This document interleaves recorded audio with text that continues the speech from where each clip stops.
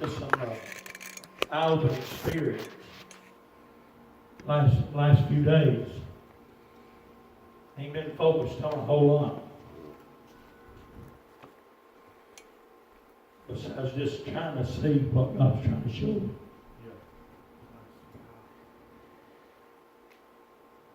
Because when you look around and you see everything's for a reason. Everything's got a purpose. Everything that we go to is for a reason. And I was sitting in the hospital, assuming I was fighting for my life. Didn't have a clue what was going on around me. Didn't care what was going on around me. But I was sitting in a place that I was vulnerable. That's what we call it, vulnerable. Because I had no strength to do anything for myself. And I'm sitting and to me, I don't know, I know hospitals are full of light. I'm just going to tell you my few days experience. The days that I've been in, it's dark. And every which way you look around, you can't see nothing. But you can feel emptiness. And it seemed like I was in that hospital all by myself. Like the whole thing was empty. No matter which way I reached out, I couldn't feel nobody. So I just had my eyes shut and I was just listening with my ears, just seeking God with every piece of me that I can seek God with. And I heard them come in. Sometime later on in the night, I don't even know what time it was. I had no recollection of time or anything. I didn't even know what time it was. Didn't know if it was daylight, if it was dark, if it didn't have a clue. All I know is I was reaching through darkness, looking for God. Looking for some piece of comfort.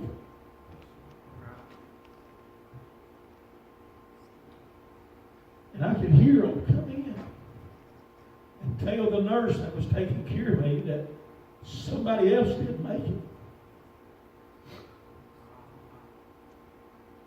Scripture began to come rolling. There'll be one day. There'll be one day. And I started understanding that we all look at it in a long ways on kind of tense. But it could be driving down the road. It could be in the intensive care unit of a hospital. It could be going to bed at night, one get up, one not wake back up. We have to stand ready now to meet the Lord. We have to stand ready right now to meet the Lord. And when we start looking around, now, I'm in this emptiness. Now, you understand? I'm in this emptiness. And here I am, and it's black. And it seems like no matter what goes on, you're just empty. You're all by yourself. I'm assuming it's whenever they would shut the unit down and wouldn't let Jess and them back with me because I was by myself. It seemed like that's when I fight the hardest.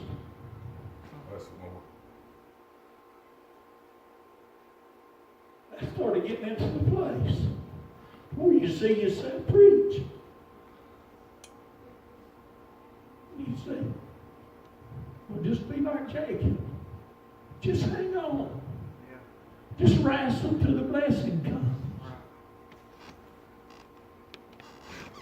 And I said, Lord, I'm too weak to hang on. I'm too weak to press through. And when you start thinking about it wasn't my strength that was hope.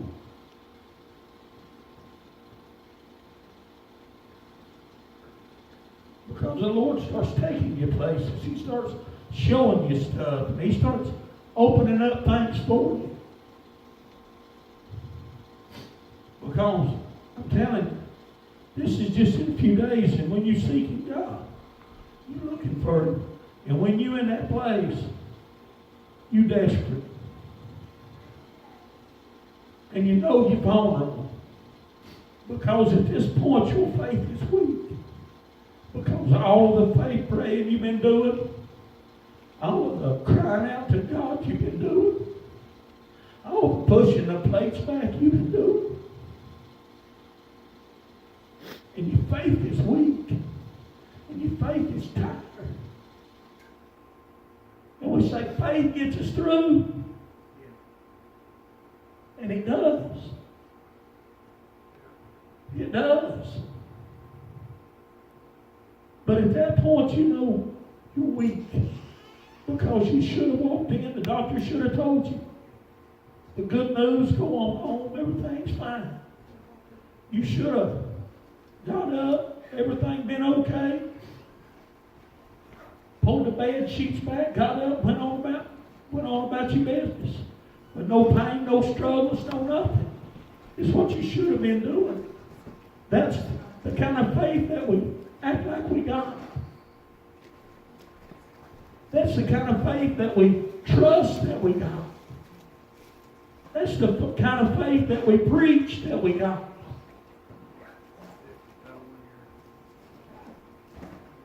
So then you get in that vulnerable spot, and here you're sitting, all by yourself in the dark.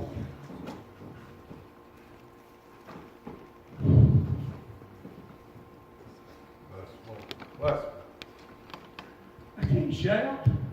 I can't clap my hands. I can't run and stomp. Can't jump over pews and over pulpits. Oh, I can cry.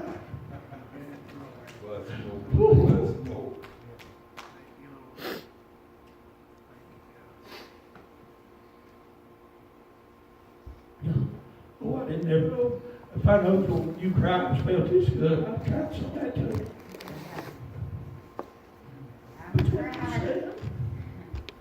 But when you said in the darkness, somebody you said, you knew what a righteous servant felt like.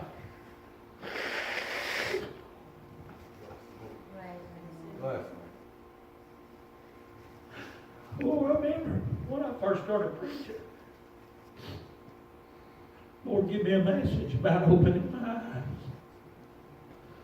Jim Yates, he brought me a CD, and his wife Ellen sang. Open his eyes, Lord, that he can see. Oh, I saw fire.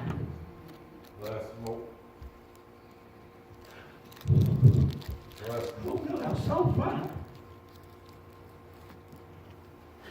And he wasn't coming from heaven. He was coming from here, going to heaven. When he opened up my eyes and I saw those warriors he kept around me. Oh, they were stretched through the hills of Tennessee. Oh, they were stretched through the hollows of Kentucky, through the valleys of Georgia. Oh, and they surrounded me that the enemy couldn't get close. Hallelujah. Hallelujah. Oh, they couldn't come in if they wanted to. Let go. Praise God. Prayers change things. Yes, amen. Praise God. Prayers change things. Hallelujah. But I saw those angels praying. And you can feel the power. So when God tells you to pray,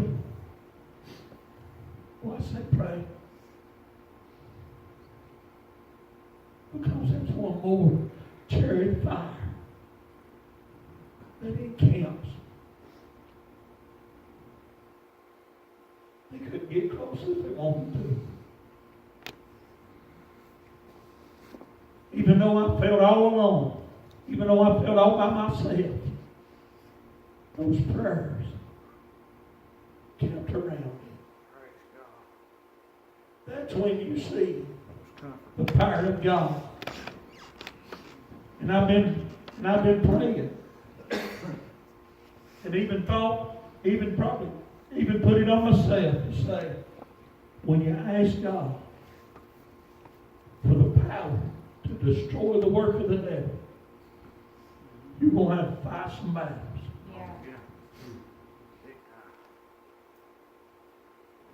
That united prayer is what destroys the work of the devil. Come on.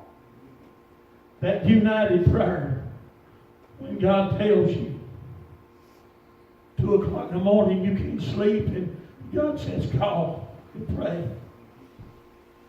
Somebody needs your prayer. Somebody needs you to move.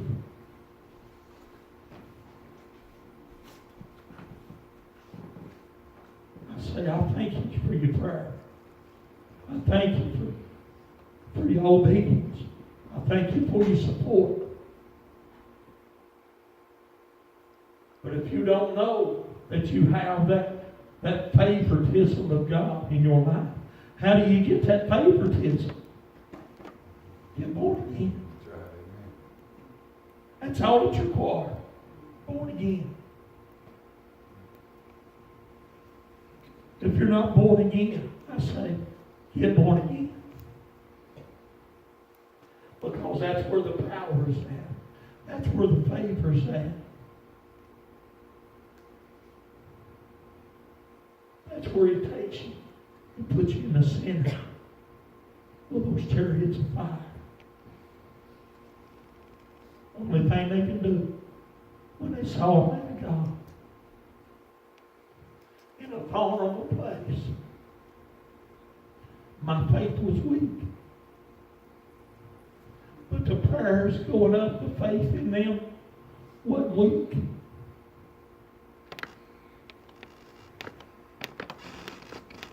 They had protection. Yeah. They had cover. Yeah.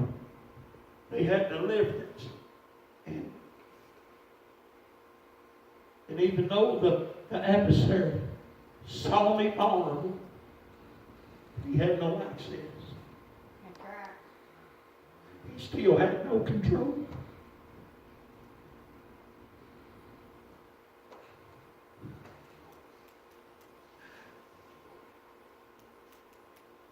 Praise the Lord. Praise the Lord. I just wanted to share that with you. Just wanted to share it with you. I want to thank God for putting it in my life. Because whenever you come to that place, you understand why Peter had peace. Yeah. You understand? Peter probably saw those prayers too when the church was praying. Yeah. Peter knew the enemy had no power. His faith's in God's hands. My faith's in God's hands. Yeah. Your faith's in God's hands. Unless you're not born again, then your faith's in your hands. I say, let's get it out of our hands.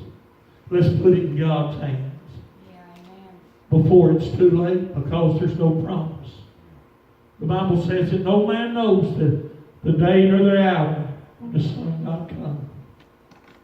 He said, want to be left and want to be taken. No doubt that man that was in that hospital with me, his family was probably making arrangements back home to get him there just like mine was. No doubt they was probably getting a recliner put in his living room just like mine was. They was probably already making arrangements for when he got better, things they was going to do. But it was his time. One was left, and one was took.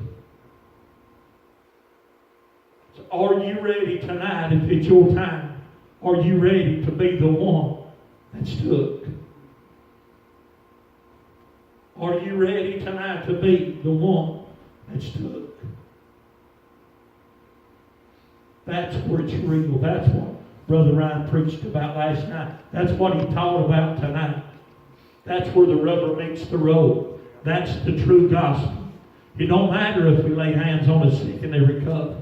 It don't matter if we dance a jig in the Spirit. It don't matter if we're not born again. If we're not born again, it don't matter when it's our time to be taken. We look at that as a far-off future. We look at it as far off as a rapture. But I tell you, it's just as real as an emergency room hospital. It's just as real as a 5-minute ride to the store in the car. It's just as real as laying down of a night, anticipating getting up the next morning. Are you ready to be taken? I say now's the time to make that decision. We can't wait on somebody else. If that man wouldn't have been ready, don't know if he was. Don't know if he wasn't. But if he wasn't, he couldn't have waited on somebody to help him.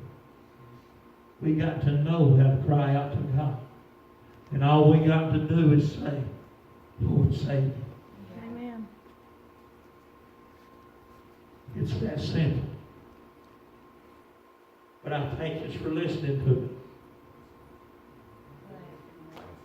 I feel God tonight.